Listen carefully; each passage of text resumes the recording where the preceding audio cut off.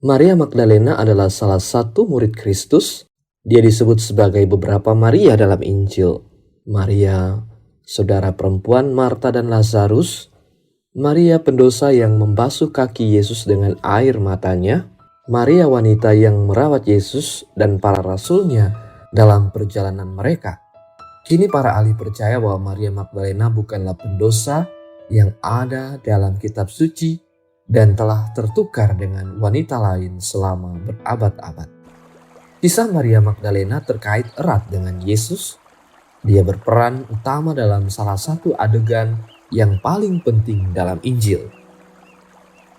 Maria Magdalena pertama kali bertemu Yesus diceritakan dalam Injil Santo Lukas.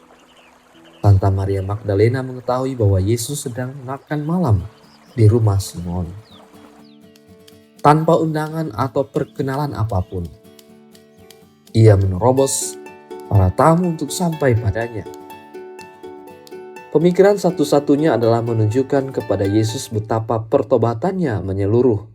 Karena Maria Magdalena, putri dari keluarga bangsawan kaya, dikenal sebagai pendosa besar.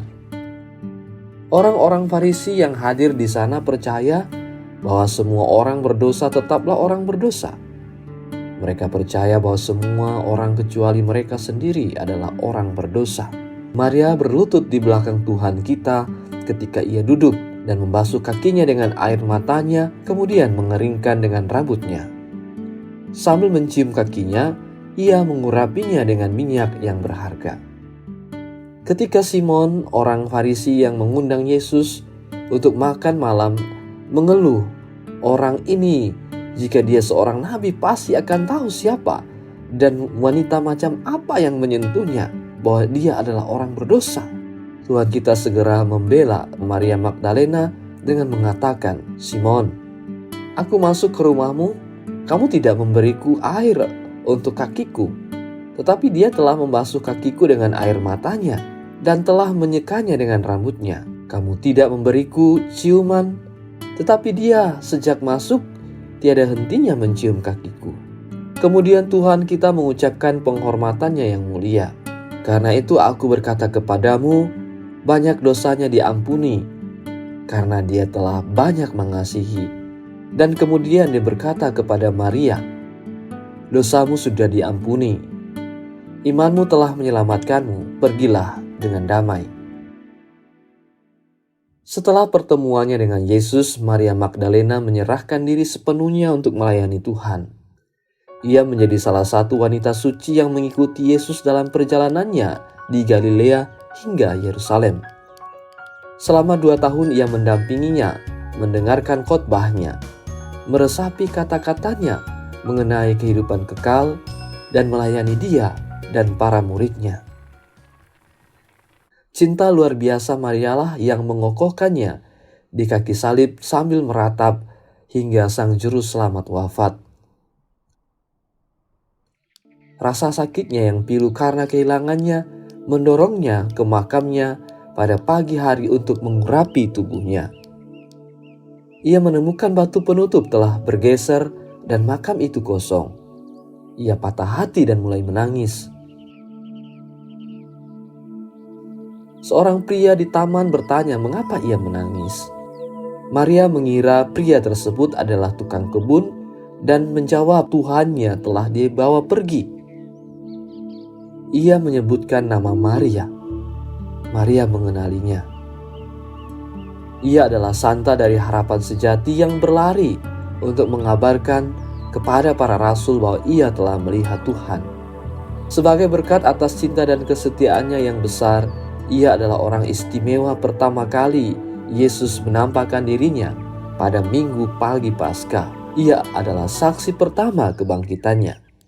Setelah kebangkitan dan kenaikan Yesus, Maria melanjutkan misinya sebagai penginjil, kontemplatif, dan mistik pada pusat gereja. Menurut tradisi, Maria mendapatkan audiensi dengan Kaisar Tiberius di Roma setelah kebangkitan Kristus. Dia mencela Pilatus atas cara berkelakuan saat pengadilan Kristus. Maria memberitahu Kaisar mengenai Kristus dan kebangkitannya dari maut. Sambil mengulurkan sebutir telur, ia menyatakan, "Kristus bangkit." Kaisar tidak terkesan. Ia berkata bahwa kemungkinan seorang manusia hidup kembali dari kematian sama seperti kemungkinan telur di tangannya berubah menjadi merah. Saat itu juga telurnya berubah warna menjadi merah. Itu tanda dari Tuhan mengenai kebenaran pesannya. Kaisar mendengarkan keluhannya tentang Pilatus yang menghukum mati orang tidak bersalah dan memindahkan Pilatus dari Yerusalem. Meskipun kita tidak tahu apakah cerita ini sepenuhnya benar, kita tahu bahwa tradisi membagikan telur merah pada Paskah adalah tradisi yang berasal dari kalangan orang Kristen pada zaman apostolik. Dan kita sering menemukan Maria Magdalena digambarkan dalam ikon memegang telur merah.